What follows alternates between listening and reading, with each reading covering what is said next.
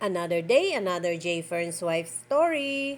Halos isang linggo na nga ang araw-araw na umuulan ng malakas, kaya ayan, meron na uling tubig na naagos sa kanal na galing sa sapa. Nung isang linggo bago kami umalis, ay wala pang tubig na naagos dyan, malalakas lang talaga ang ulan nitong mga nakaraang araw, kaya nabuhay na ulit ang talon. Kahapon nga lang nakapag-video sa manukan si J. Fern dahil nung mga nakaraang araw ay hindi siya makapag-video dahil laging malakas ang ulan. Yung ulan na akala mo'y bagyo dahil may kasama pang hangin.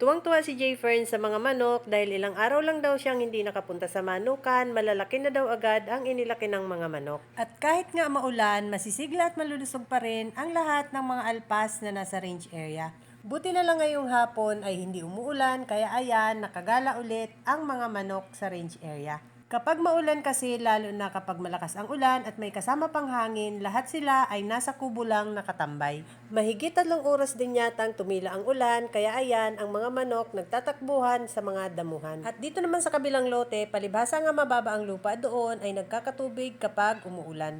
Makapal na nga ulit ang mga damo doon dahil laging maulan. Pero sa kabilang lote kung saan sila pinatutukan ni Richard, ay halos maubos na ang mga damo doon ng mga alpas na manok. Doon kasi madalas tumuka ang mga manok, lalo na yung mga natatapon na mga patuka.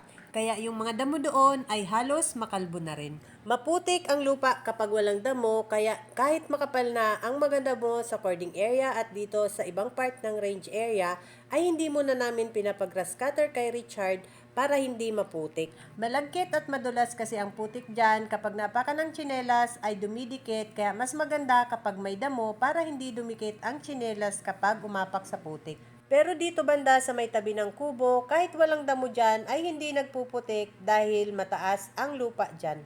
Medyo mabato rin ang lupa dito sa may malapit sa kubo, kaya kahit anong lakas ng ulan ay hindi dyan nagkakaputik. Hindi katulad sa kabilang lote at sa cording area na talagang nagpuputik kapag maulan. Kaya ngayong tag-ulan ay binilan ko ng bota si J. Fern para hindi napuputikan ang kanyang paa kapag umiikot siya dyan sa manukan.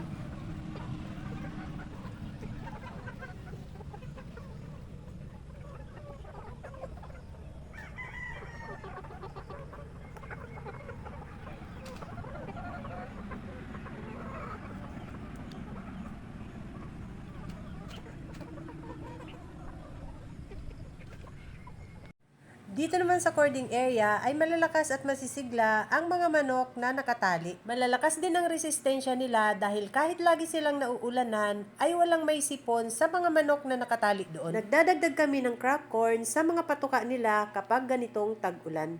Mainit kasi sa katawan ng manok ang mais, kaya may panlaban sila sa lamig kapag tag-ulan. Every 2 weeks din kami nagbibigay ng vitamin B complex sa lahat ng mga nakatali sa cording area. Pati mga manok na nasa range area ay regular din naming tinuturukan ng vitamin B complex. Every 2 weeks din namin silang pinupurga at pagkatapos naming purgahin ay tinuturukan ng vitamin B complex. Kaya malalakas ang resistensya ng mga manok namin, hindi sila basta-basta tinatablan ng sipon.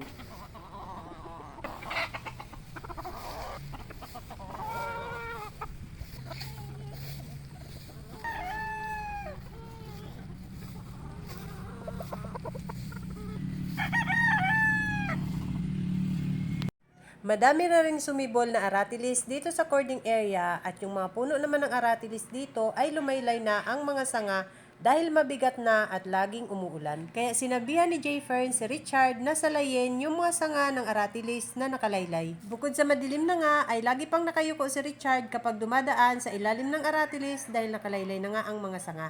Kaya para lumiwanag doon sa may cording area ay pinaputol ni J. Fern yung mga sibol na aratilis at yung mga sangang nakalaylay. May mga part din sa cording area na nagtutubig, kaya hindi muna namin pinapag-grass cutter ang mga damo dyan para hindi maputik. Para hindi rin madumihan ang makapaan ng mga manok dahil kapag nakakaapak sila sa putikan ay lagi na lang madumi ang paa nila. Kapag may damo naman ay laging malinis ang mga paa nila.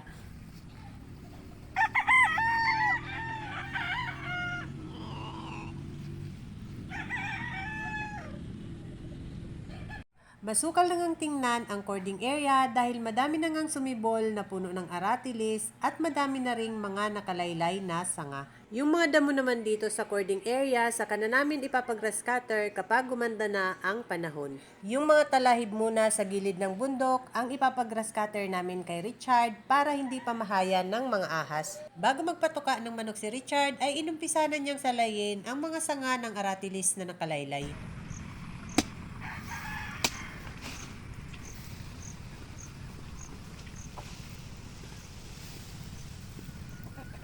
Maaliwalas na ngang tingnan ang cording area kapag walang mga sangang nakalaylay.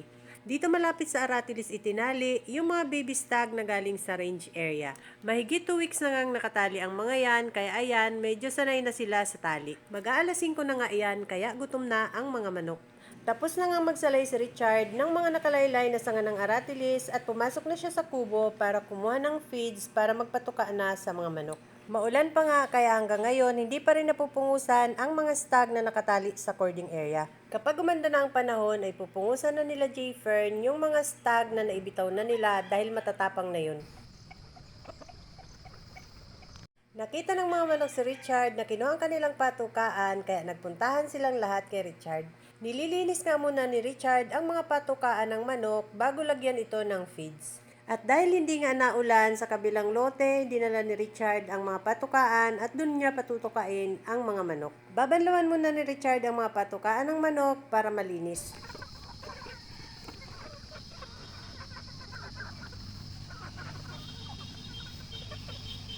Umalis nga muna si Richard para mag-igib ng tubig dahil kinulang siya ng panlinis sa mga patukaan.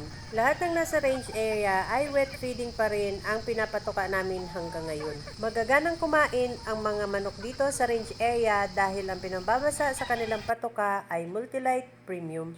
Ang Multilite Premium ay lalong pinalakas ngayon dahil ito ay 7-in-1 na.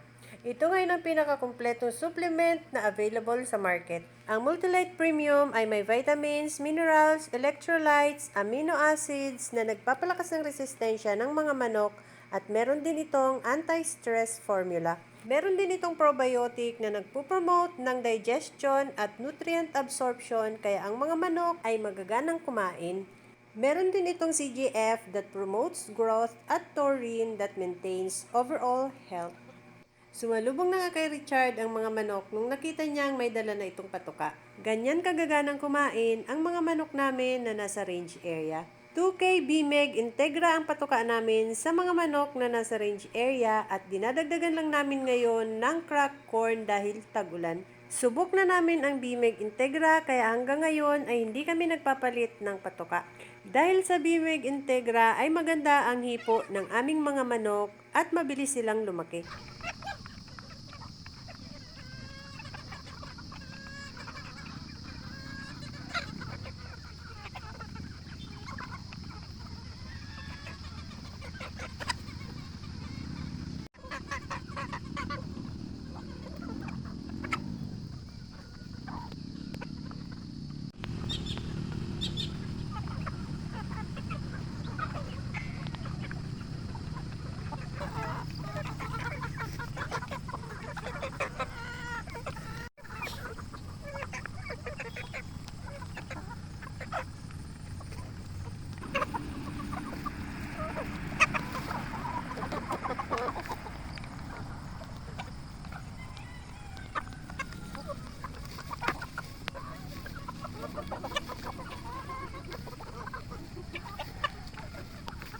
Takot pa rin makisalo ang mga pullet sa mga baby stag at mga cockerels kaya dito sila pinapatuka ni Richard sa tabi ng kubo.